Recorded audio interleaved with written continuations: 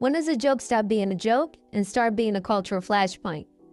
At the recent Netflix roast of Kevin Hart, comedian Tony Hinchcliffe took to the stage and dropped a punchline invoking the name of George Floyd.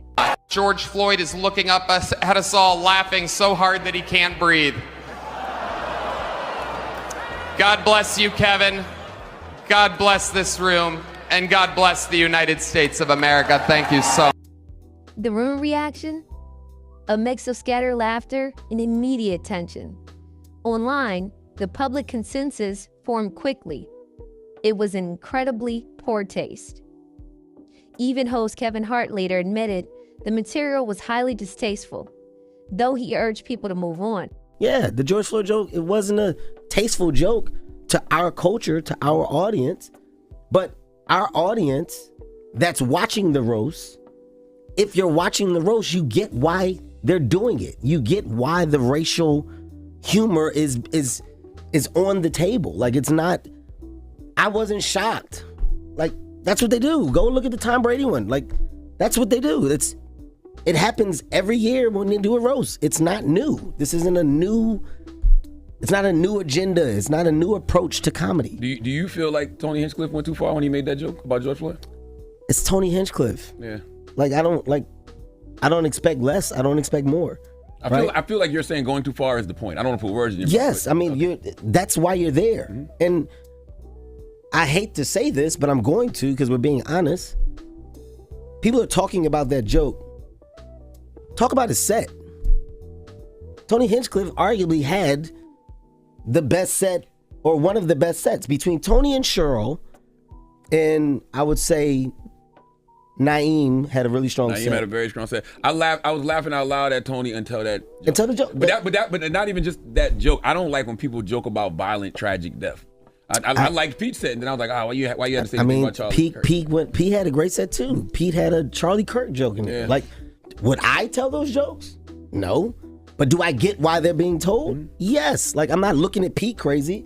I'm not looking at Tony crazy. Like, that's what, I know what you're going to do. Mm-hmm. I know your style of comedy. But this moment raises a much bigger question than just one bad punchline.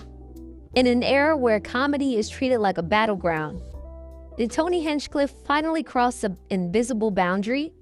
Or are we just forgetting how roasts actually work? Let's unpack what really happened behind the scenes of Hollywood's meanest tradition. All right, first let's jump into the anatomy of a roast. To understand why this happened, we have to look at what a roast is historically. This isn't traditional stand-up. Roasts date back to the New York Friars Club in the early 1900s. The entire premise is built on one simple rule. We only roast the ones we love.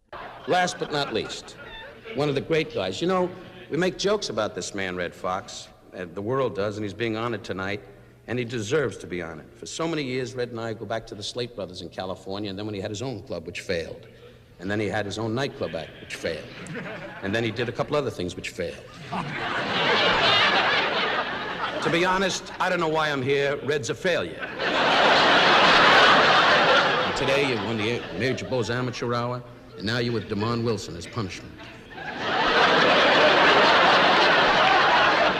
We're going to go to ABC, great network that one time was doing, I was on ABC many, many years ago myself, and we failed because we had other shows opposite us. Red, sometimes you're bald, sometimes your hair is red. No matter how it comes out, you're a beautiful human being. I wish you luck. I wish you good things in life. You deserve them. Thank you for letting me be part of your show. You're a delightful man. It's a structured ritual of aggressive insult comedy where the boundaries of polite society are deliberately turned off. The agreement between the performer and the audience is absolute. Everything said on stage is a caricature. Nothing is meant to be real. But over the last decade, as roasts transitioned from smoky private rooms to massive global streaming events on Netflix, that context got warped. When millions of people watch a roast on their phones without the shared energy of a comedy club, so to speak, the roast agreement breaks down. What was meant to be an edgy insult in a closed room turns into a viral headline stripped of its context. Now let's jump into the man of the hour, the individual responsible for the joke itself, Tony Hinchcliffe. For those who know Tony's career, this George Floyd joke didn't just come out of nowhere. Hinchcliffe has built an empire on being the ultimate modern roast master, largely through his massive live show, Kill Tony. But his brand of hyper-edgy dark humor has a long history of triggering public outrage. Back in 2021, he faced a massive backlash and was dropped by his talent agency after using a racial slur against an Asian American comedian in Austin.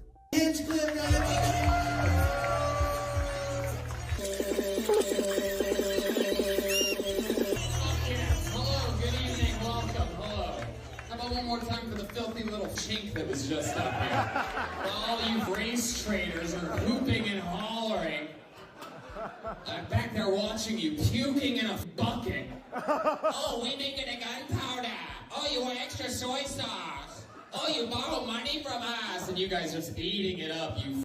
Later, his performance at a high-profile political rally at Madison Square Garden sparked a massive controversy over jokes targeting Puerto Ricans, Black Americans, and Jewish citizens. I don't know if you guys know this, but there's literally a floating island of garbage in the middle of the ocean right now.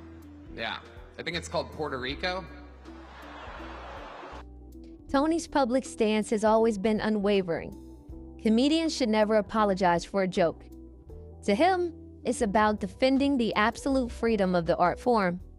But to critics, it looks like a predictable pattern of using shock value and racial prejudice as a crutch for engagement. But here is the industry secret that almost nobody talks about. When these roasts go viral, who actually wrote the joke? While comedians like Tony write much of their own material, major televised roasts operate exactly like late-night talk shows. There's a massive hidden back-end room of joke writers. Brilliant comedy minds are hired for weeks leading up to an event to draft thousands of insults for the dais.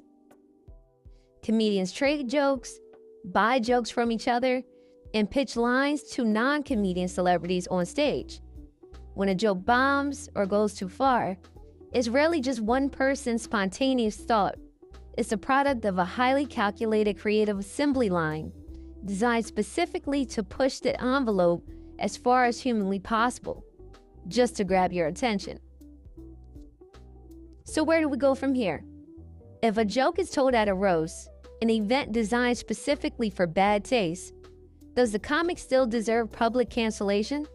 Or has the culture shifted to a point where certain human tragedies, or just human tragedies in general, should simply be off limits, no matter the context? Are we mad at the comedian? Or are we mad that the boundaries of comedy are changing right in front of us? I want to know what you think. Is a roast a sacred space where anything goes? Or did this completely cross the line? Let me know your thoughts in the comments below.